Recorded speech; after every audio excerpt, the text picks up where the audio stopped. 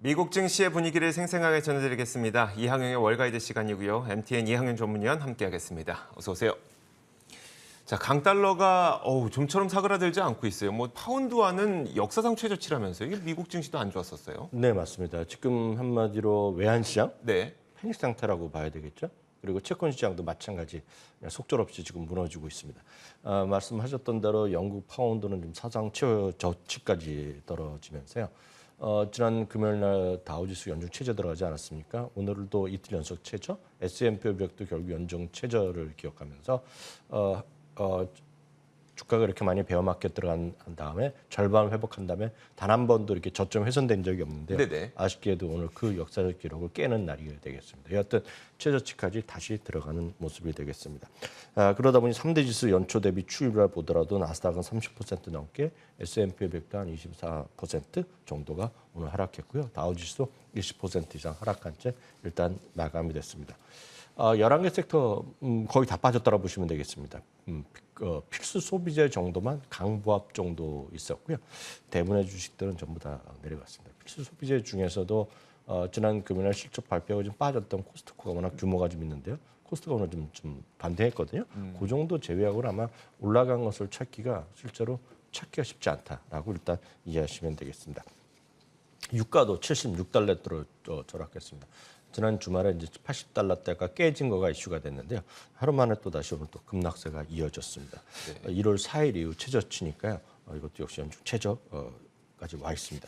10년물 국채 금리는 3.9%까지 돌파했습니다. 네. 그러니까 3.5%가 웬만해서는 돌파되지 못할 거라고 저도 생각했고 많은 분들이 이렇게 생각하셨고 그랬는데 그걸 조금 거침없이 계속 돌파하는 모습을 좀 이어가고 있습니다. 2010년 4월 이후 처음으로 3.9%를 넘나든 겁니다. 2년물 국채 금리도 4%를 넘은 것이 불과 며칠 전인데요. 지금 4.3%까지 초 올라갔습니다.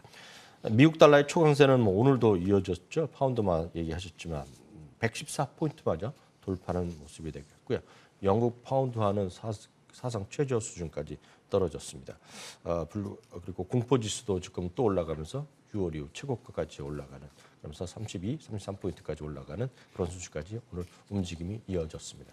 달러 강세가 정말 시장을 많이 힘들게 하고 있는데 그럼 이 달러 강세는 물론 우리가 흔히 듣기로는 금리를 미국에서 계속 올리고 있으니까 달러 강세가 나타난다.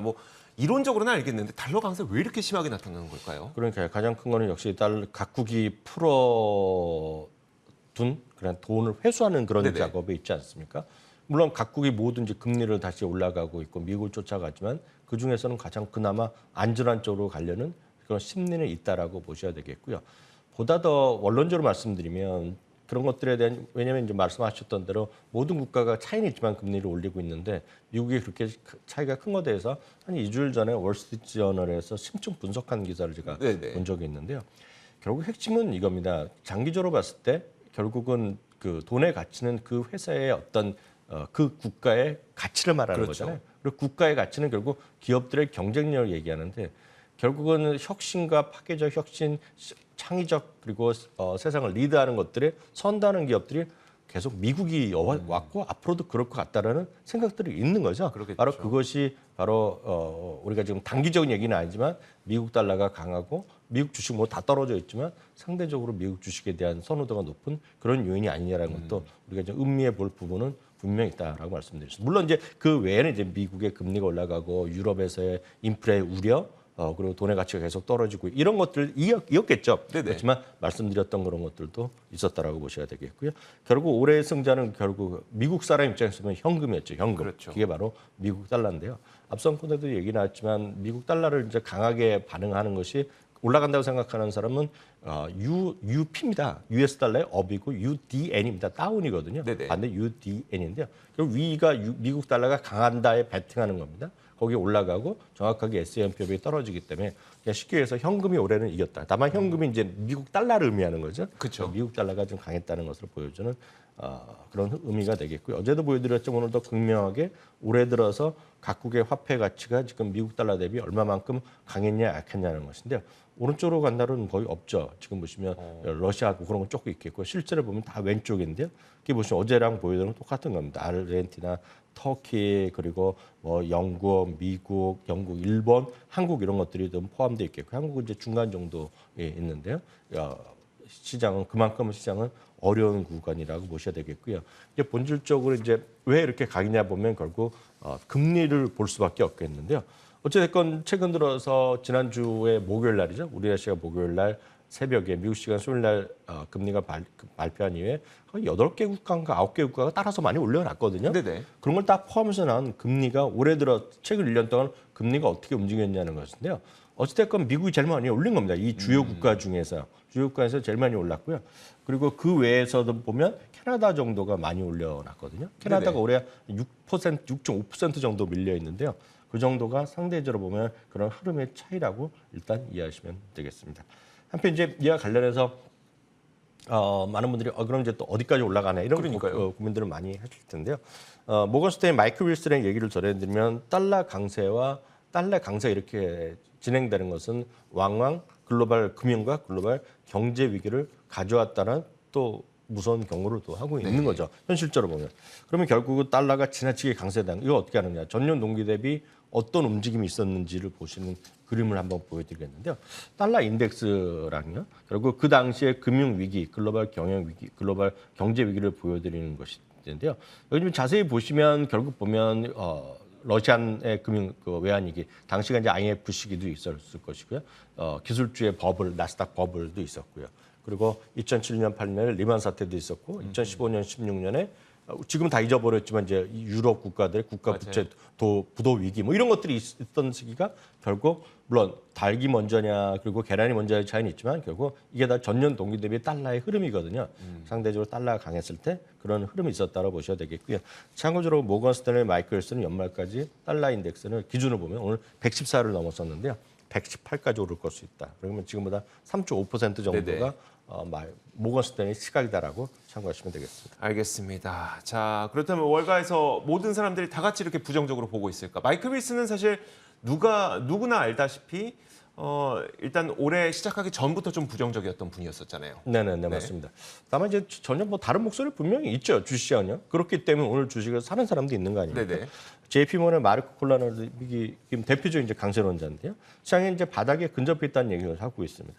과매도 상태인 것은 많은 분들이 공감하실 것 같습니다. 그것은 이제 기관과 개인 투자가들의 비중 이런 걸 알 수 있죠.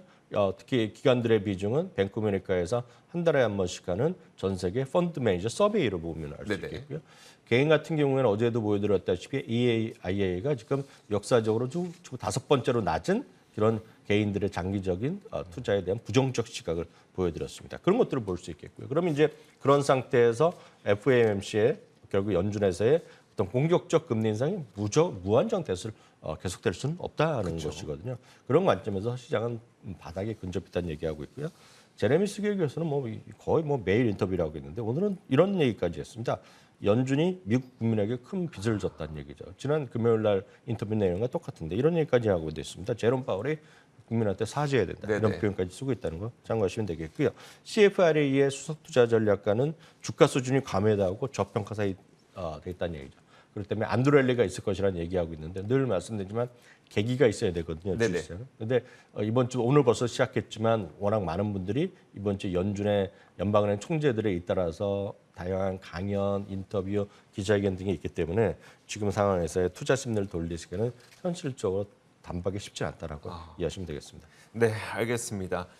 자, 이렇게 너무 어렵다 보니까 그러면 모르겠어요. 단기 투자자분들은 지금 아예 그냥 접근 안 하시고 계시는 것 같고 그렇다면 좀 그래도 길게 보시는 장기 투자자분들이라면 이렇게 많이 가격이 낮아졌을 때 좀 들어가고 싶은 마음도 있을 것 같거든요. 어느 쪽을 좀 봐야 될까요? 네, 맞습니다. 이제 저가 매수에 대한 것들이 시각이 많이 있죠. 짧게 들어갔다 나와서 수익을 낼 수도 있죠.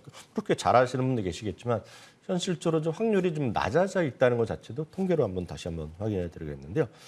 미국 시장이라는 게 결국은 어떤 트렌드를 강하게 추세를 타기 때문에 올라갈 때는 올라가고 떨어질 때는 떨어지는 성향이 강합니다. 그래서 기술적으로 접근하는 건 쉽지 않은데요. 특히 올해 같은 경우에는요. 주가가 이 그래프는 상당히 흥미로운 건데요.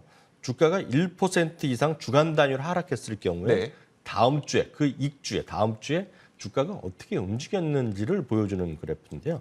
금년에는요. 1% 이상 하락한 경우에 그 다음 날이 그 다음 달이요. 다음 주죠. 위크가 1.2% 하락했다는 것입니다. 그래서 그것은 이 수치가 오른쪽에 빨간 표시인데요. 이것이 1931년 이후 최악의 수치라는 겁니다. 네네. 31년이라는 건 S&P 500이 생긴 이후에 거의 대부분의 시기인데요. 거의 90년 동안에 보면 최악의 구간이라는 겁니다. 그렇기 때문에 지금은 쉽게 해서 많이 떨어졌다라고 해서 사는 건 쉽지 않다라는 얘기하고 있고요. 다만 장기적으로 보신 분들이라면 지금까지 최근 12개월 동안의 이익 증가율보다는 앞으로의 12개월 이익 증가율이 그나마 좀 더 좋아지는 것인데요. 어제도 잠깐 말씀드렸다시피 그것이 임의소비재랑 금융, 커뮤니케이션 서비스 등의 이익 성장률이 상대적으로 좀 높았다라는 것 정도. 그래서 이 정도에서 좀 장기적으로 살만한 것들, 퀄리티 있는 주식들, 그리고 이익 증가율과 이런 것들이 유지되는 그런 주식들, 거기다가 현금흐름까지 좋은 것, 그런 주식을 찾아낸다면 그나마 나름 확률이 높지 않을까라는 네네. 정도 말씀드릴 수 있겠습니다. 네, 알겠습니다. 자, 이렇게 지난밤 사이에 어떤 일들이 있었는지 미국 증시의 분위기를 자세하게 살펴봤습니다. 이항영의 월가이드 시간이었고요. MTN 이항영 전문위원과 함께했습니다. 고맙습니다.